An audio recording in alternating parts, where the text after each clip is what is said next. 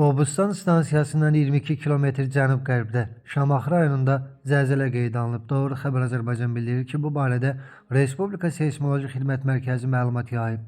Qeyd olunub ki, 3,1 bal gücündə olan zəlzələ 12 kilometr dərinlikdə baş verib, zəlzələ hiss olunmayıb. Ağdaşda 63 yaşlı kişinin meyidi su kanalından tapılıb. Hadisə rayonun Dəhnə Xəlil kəndində qeydə alınıb. Belə ki, kənd sakini 1963-cü il təvəllüdlü Gündüz Mustafayev su kanalında ölü vəziyyətdə aşkarlanıb. Meyit aidiyyatı üzrə təhvil verilib, faktla bağlı Ağdaş rayon prokurorluğunda araşdırma aparılır. İmişlidə yeniyetmənin ölümü ilə nəticələnən bədbəxt hadisə olub. Bədbəxt hadisə axşam saatlarında Araz Sayını rayonun Rəsullu və Məhəmmədli kəndləri ərazisindən keçən hissəsində qeydə alınıb.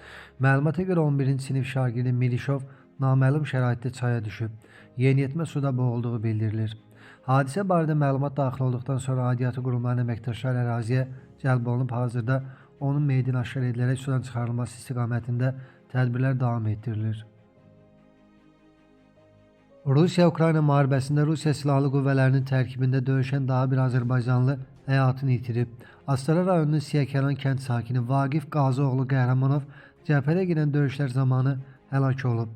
İtkin düşmüş şəxs kimi axtarışı olan Vaqif Qəhrəmanovun nəşi tapılıb.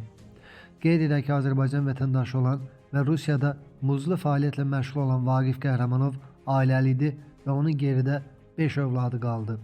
Mərhumun nəşinin yaxın günlərdə dəfn olunmaq üçün vətənə gətiriləcəyi bildirilir. Azov dənizində yük gəmilərinə qarşı həyata keçirilmiş dron hücumu nəticəsində vətəndaşlarımızın həlak olduğu və xəsarət alması xəbərindən dərhal sonra Azərbaycan Respublikasının Rusiya Federasiyasındakı səfirliyin əməkdaşları dərhal əraziyə yola düşüblər. Bu barədə Azərbaycan Xarici İşlər Nazirliyi məlumat yayıb. Məlumata görə səfirliyin konsulluq bölməsinin əməkdaşları hazırda Yeysk şəhərindədir və yaralanmış, habelə xilas edilmiş Azərbaycan vətəndaşlarının yanında olaraq müvafiq konsulluq dəstəyi göstərirlər. Yaralıların vəziyyəti yaxşıdır. Bir neçəsinin qısa müddətdə xəstəxanadan buraxılması gözlənilir. Rusiya Federasiyasının aidiyyatı qurumları tərəfindən həyata keçirilən axtarış xilas etmə tədbirləri çərçivəsində həlak olan şəxslərin kimliklərinin müəyyənləşdirilməsi və digər zəruri tədbirlər davam etdirilir. Eyni zamanda xilas edilmiş Azərbaycan vətəndaşları üçün sənədləşdirmə işlərinin həyata keçirilməsi, onların qayıdış şəhadətnamələri ilə təmin olunması və ölkəyə qayıdışlarının təşkili istiqamətində zəruri tədbirlər görülür. Xarici İşlər Nazirliyi məsələni xüsusi nəzarətdə saxlayır və aidiyyatı qurumlarla sıx əlaqələndirmə işləri aparır.